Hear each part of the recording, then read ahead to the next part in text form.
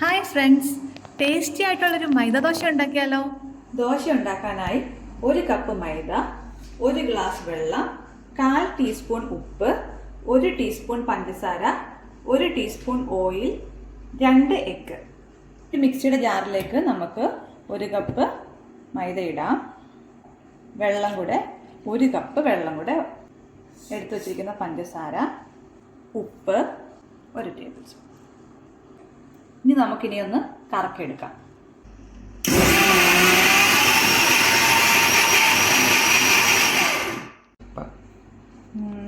നന്നായി അരഞ്ഞു വന്നിട്ടുണ്ട്. ഇനി നമുക്കൊരു പാത്രത്തിലേക്ക് ഒഴിച്ചു വെക്കാം. നന്നായിട്ട് കലക്കിയെടുക്കാം.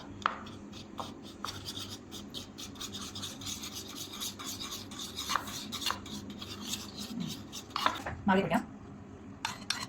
നന്നായിട്ട് മിക്സ് ചെയ്യാം. ഒരു പാൻ ചൂടാക്കാൻ വെക്കാം.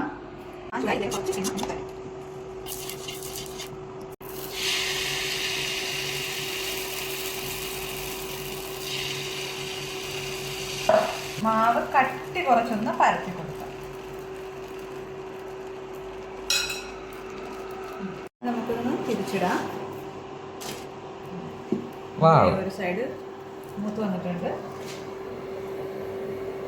അടിപൊളി മൈദ ദോശ റെഡി.